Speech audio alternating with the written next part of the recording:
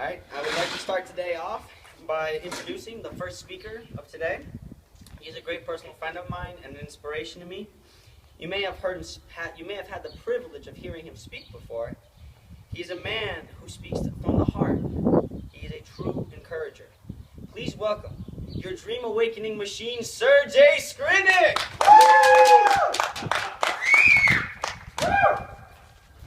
Alright, thank you for the introduction, Tony.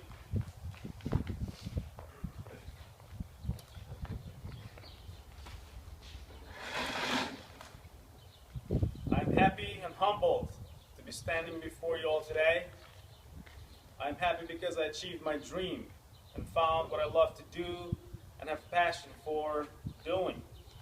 I'm humbled today because I am entrusted with the responsibility to unlock the great potential each one of you possesses. As I stand before you, I recognize that some of you may become the next revolutionary in science, arts, philosophy, or business. Woo! You are the next generation to lead this country and even the world. You have what it takes to be great within you. That source of power is your mind. Your mind has the potential to create reality, to see the future, to remember the past. Your mind created everything that was ever built or produced. Computers, buildings, roads, airplanes, colors, music, arts, philosophy, language, design, sports, movies, and everything else. I said your mind created everything because the people who created all the things I mentioned above, as I mentioned,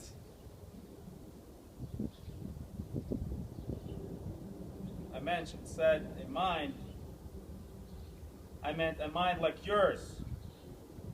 You have within you what it takes to be the creator of your dream. You can't do everything and be everything, but you can be the next genius that you are designed to be.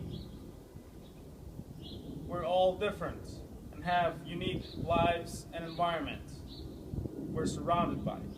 Some things we can change, like the environment, and others, like my height or skin color, can't be changed. So the key to becoming the next genius in this world involves you making the decision to discover who you are and develop yourself to the level of genius. Woo! This will take work and persistence, but the journey gets more exciting and fulfilling with every step forward. I know many of you are unhappy with your life. You don't know who you are. You don't know who you want to be when you grow up, or what college to go to. You wonder if you should go to college at all. You might be depressed and even consider leaving this world because you see no point in staying. Your life is dark and empty. You maybe have no friends or feel like nobody cares about you. What is the meaning of life, you may ask? Some find the answer in alcohol, drugs, sex, TV, and video games. Yes, for some, the majority, this is the answer. But it's a temporary solution. Very soon, you realize you're still empty and lost. Something is missing. That something is your dream. It's a life of meaning and significance. You're designed to produce something, to be a giver of your skills and talents to this world. When you realize this fact of life, your life will never be the same. You will have a reason to live. You will have a goal to move towards. You will stretch your mind and body to pursue that dream. As you pursue your dream, you will produce or serve people with your unique package of skills and talents. And of course, the natural byproduct of this journey is happiness and joy, because you'll live a life of meaning and pursue purpose, which produces value for the world. You may say, I can't. I have this and that excuse that's stopping me. This is just not true. The truth is, there are many great people in this world who live a happy and satisfied life, although they have or had great challenges to overcome. As you may already heard before, one of these examples is Nick Wojcik, a man who was born without legs and arms. Someone who, just like you, struggled with typical challenges of school and adolescence, but he also struggled with depression and loneliness. He questioned the purpose of life, or if he even had a purpose. According to him, the victory over his struggles, as well as his strengths and passion for life today, can be credited to his faith in God. Today, he's traveling around the world and inspiring millions of people. He's an author, he's a musician, he's an actor. His hobbies include fishing, painting, and swimming. Remember, he's got no legs and arms. If you have a sound mind, no physical or environmental obstacle can stop you. Your mind can come up with creative solutions to deal with these physical issues you might have. And you can change the environment if you so desire. You are a free being. You can choose what you want and redesign your world. You can reprogram even your mind. We have an amazing ability, that is to examine not only what is happening on the outside of ourselves, but inside of ourselves. We can examine and assess the situation and act to transform or recreate the reality. This is the beauty of being human. We are gods of our own reality. We can choose to accept it or redesign it. My goal is not to fix your problems temporarily. My goal is to give you a software update of your mind so that you know how to combat all your life problems. The program we designed will help you on the journey of self-discovery, guide you in development of your potential, and empower you to produce a valuable contribution to the world. Woo! You can start your journey today by visiting lifeforce.com. Woo! We want to help you become a better person. We're here to give you advice and direction in your life. Why? Because so many kids have no direction or guidance from people who surround them today. But even if you have someone in your life who is helping you, in this program, you will certainly find plenty of sound advice and direction to pursue your dreams. And remember, it's never too late to start dreaming and creating your own reality. Woo! Become who you're designed to be. Yeah! Thank you, Charles. Next thing is I will introduce my dear friend.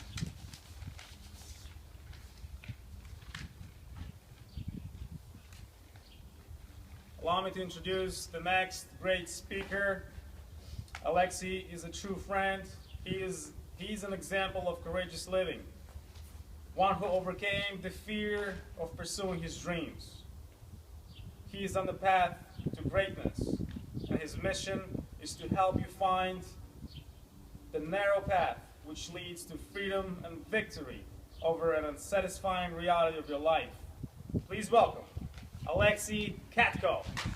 Woo! Yeah! Welcome today to not just some kind of high school gathering, a gathering of young people. I say welcome to the global summit of human change itself, where those amongst us have thought possibly of what is this all about? What am I here? What now?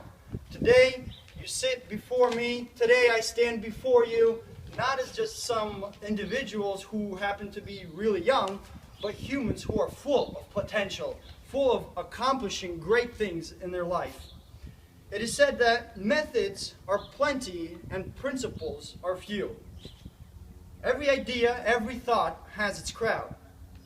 Over the decades, the centuries, and millennia, as far back as thought can go, we notice that people would rather give their thinking away to somebody else. Thinking hurts the brain, it was said. That's why so few do it. Yet, somewhere deep inside, or somewhere on the surface, in your journey of your life, you have asked, what am I here to accomplish? Why am I here? Why are you here today? Why did you go to school? Why have you found yourself sitting in those cushioned seats? And some of you I see are sitting on the floor today. Thank you very much for coming. What are we here to do? Well, when I was in 9th grade, I would like to share a story.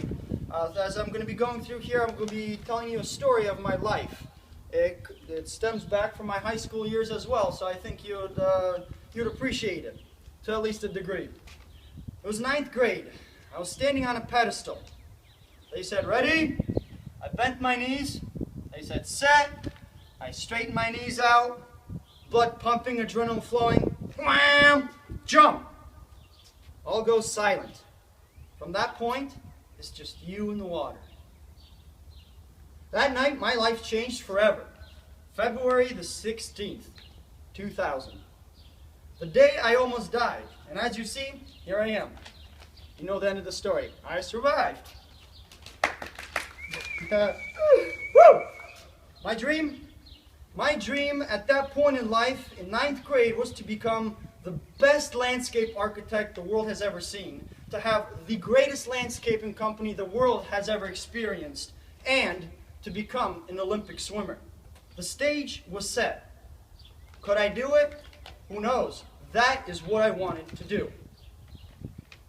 Where you came from, and where you're going to be going after this life, after the time you have on earth, we don't know. We all like to think we know, but for sure, we don't know, and that is all right. Some things are just better not to know, and it's not given to us to know. But what we do have is today. Today is what we have. Today, we are here that we may learn, not just in schools, but we are here today in life to be able to learn from it. Here to live, to experience, and to become. Often, at graduations, it is said, I know graduation is only about 2 months away, but it is interesting to know when you go to graduations in high schools, in middle schools even, in preschools, but mostly high schools and colleges, they say, now life stands before you, full of choices, full of decisions and a path to choose. The day you're born, you have to make a decision, and that decision you make every single day. Dare to explore. Your age is not against you, it is for you. Today, we are here anywhere from the ages of 13 to 19 years of age. Your life is not out there. Your life is now, right here. I can sit here reading stories of teenagers who have changed and rocked our world. I can keep on reading these stories till the sun grows cold, and I don't mean by setting. There are that many examples that we can go and see that teenagers transformed this world.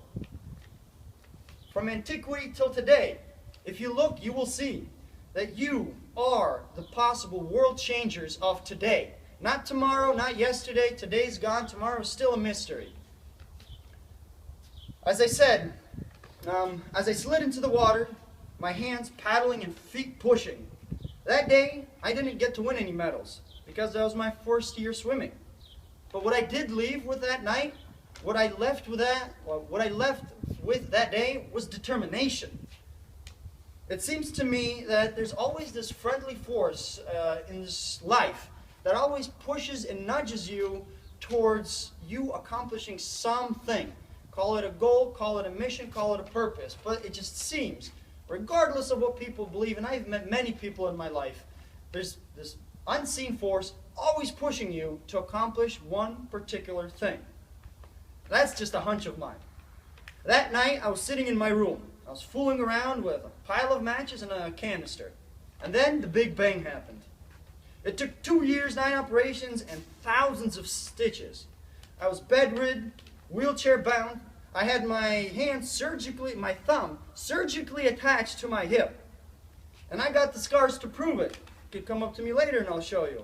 I had metal rods sticking out my fingers. Both this finger and this finger. Now I could stick it up and say, woohoo! Yeah. Bedridden. When I was bedridden, no problem, give me the radio. But the radio, it repeats twice a day, just like cable. It gets boring quick, but that's all right. When I got into the wheelchair after a few operations, it's all right. Our house was too small for a wheelchair. I said, oh, it's all right, so I closed it halfway and somehow finagled my way through and got where I needed to go. And I played basketball. Of all the things that I could do while my finger was tied to my hip, I learned how to play basketball with the kids on the block. No joke, guys. I was playing legit basketball. The metal rods? Who cares about metal rods? When I wanted to go salmon fishing, hiking 2 miles, half a mile down, 2 miles out, to fish for some fish that I won't even eat, I said, you know what? Metal rods, who cares? Is it possible? It is unbelievable the things we can do when we put our minds to it, regardless of what's in our life, regardless of what's standing in the way. Landscaping? I did have a landscaping in 9th grade. They told me, Alex, you'll never be able to do it again. You know what I did? Just to rub it in their faces, I said, let's just say I did it with my actions. I went and started the landscaping company just like I did previously, just as successful. Be willing. Challenges and seeming derailments in life, they will come our way. They will. Don't you even think that they won't. They have to come. They will hurt. They will hurt really bad sometimes. Sometimes it might mean people leaving us, people leaving this planet altogether. It might mean losing our businesses, losing friends, losing spouses, losing girlfriends or boyfriends. But this is not to hurt us, this is to strengthen us, to strengthen our minds and resolve. Greatness calls us. Be in tune, be willing to do your best in all.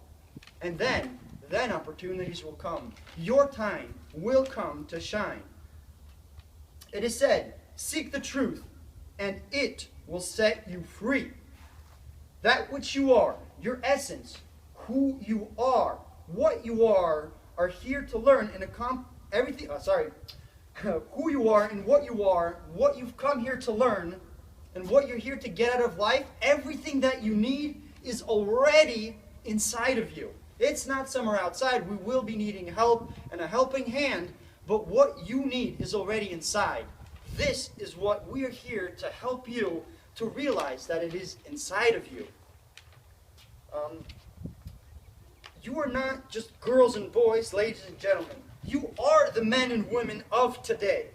Let us act and live that which we are. And often, we are only a few questions away from figuring out ourselves. Dare to ask, dare to search, and you will find. I need you. You need you. We all need you. Life is never ours to keep, but to give and give. Sages of old have said it so, and I would agree. It is more blessed to give than to receive. And as I end, I'd like to read to you a poem that really touched my heart when I first heard it. And I'll do my best to read it to you so it's word for word. It is called Our Greatest Fear. It is our light, not our darkness, that most frightens us. Our deepest fear is not that we're inadequate. Our deepest fear is that we are powerful beyond measure. It is our light, not our darkness, that most frightens us. We ask ourselves, who am I to be brilliant, gorgeous, talented, and fabulous? Actually, who are you not to be? You are a child of God. Your playing small does not serve the world. There's nothing enlightened about shrinking so that other people won't feel insecure around you. We were born to make manifest the glory of God that is within us.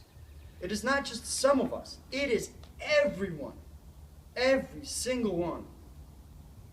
And as we let our light shine, we unconsciously give other people permission to do the same.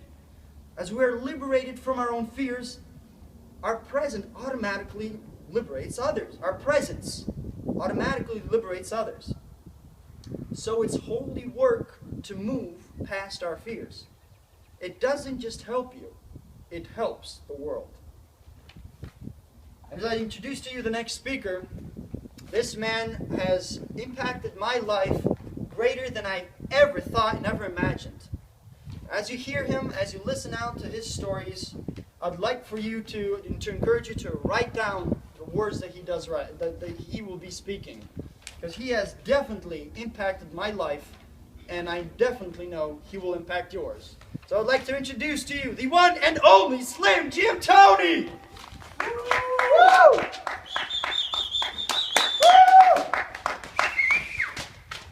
Thank you. It was a great honor to be here today and to share my life story with you and my life lessons. So to begin off, in preparing for this speech, I started thinking back to when I began high school and when I finished high school, and just started to reanalyze in what were the feelings, emotions I had in my life before when I started high school and when I finished. And I had a very hard time in high school. I had a lot of dark times. And one thing that came is when I began high school, I was full of excitement. I had joys, I had hopes, I had dreams I wanted to do. I wanted to be a programmer. That was always the thing for me as a kid. I loved to create, I loved to design, and programming always intrigued me.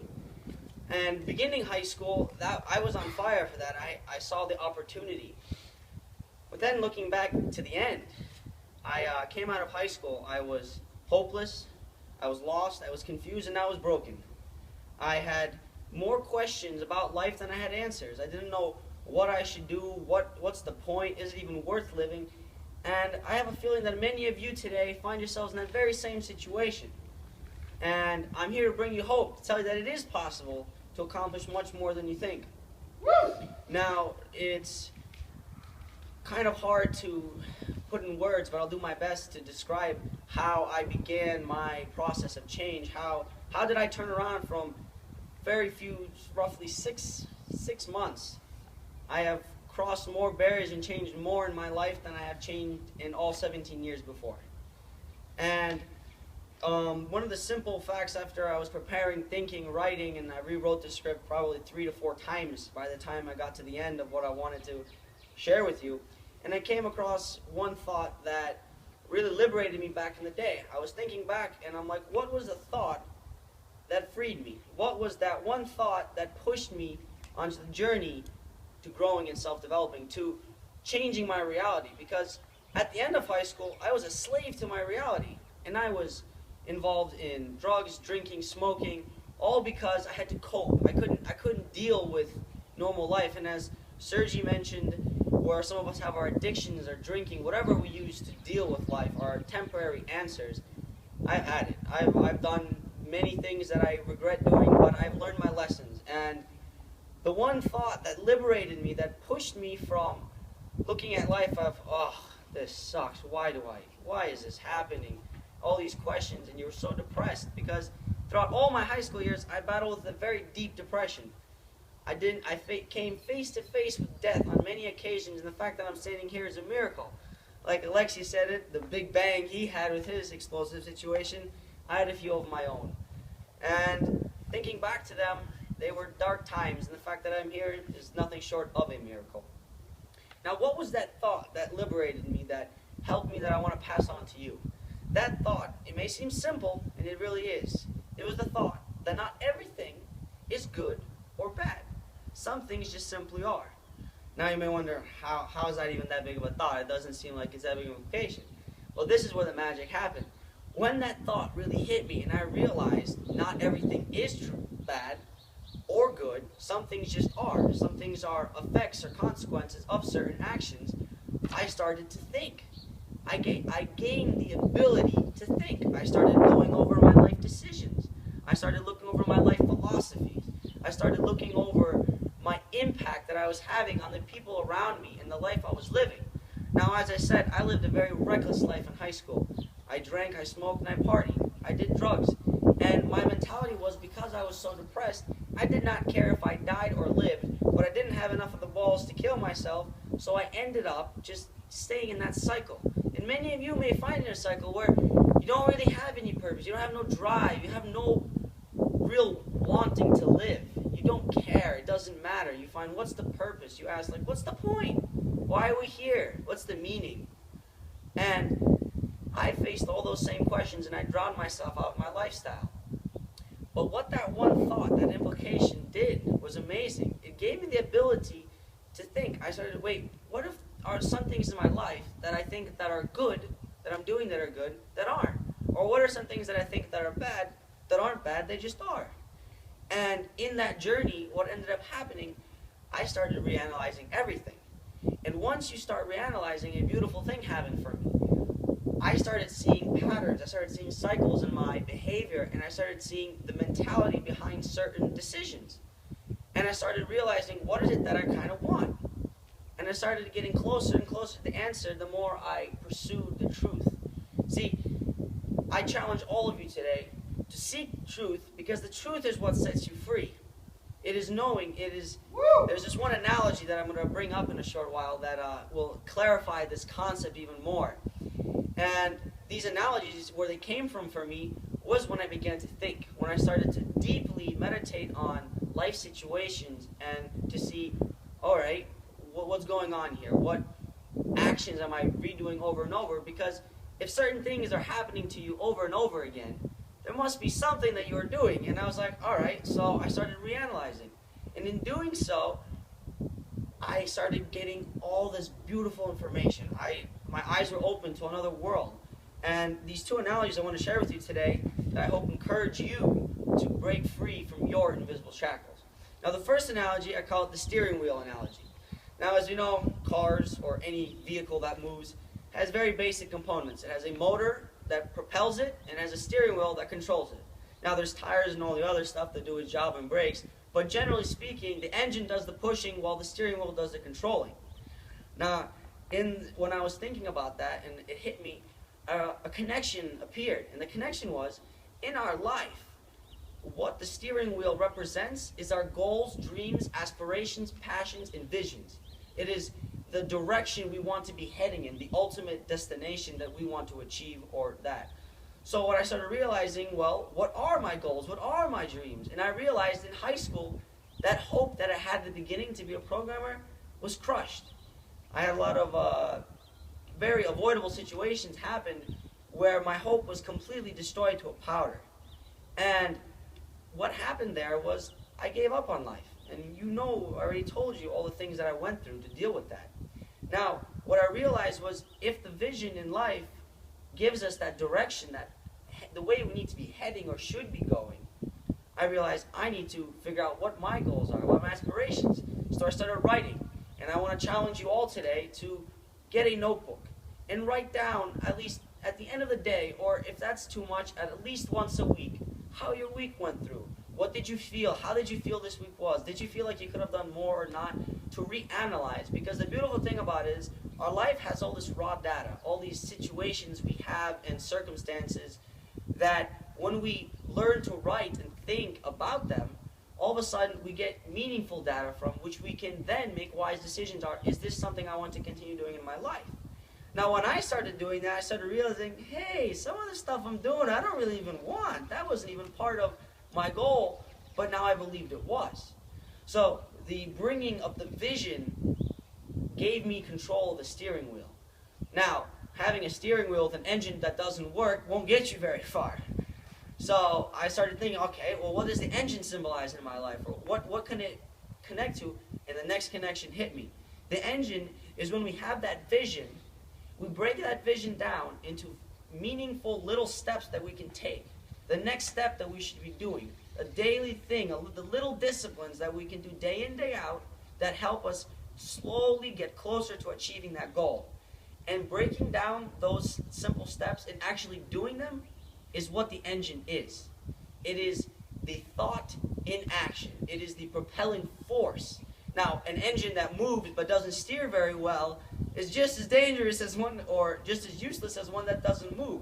Now, you could argue that it's more dangerous if a car is driving and not aiming where it's going, it could hit someone else.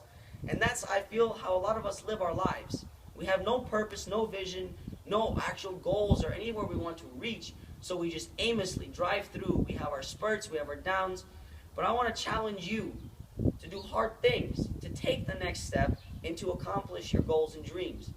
And if you don't have them, I want to challenge you to create them.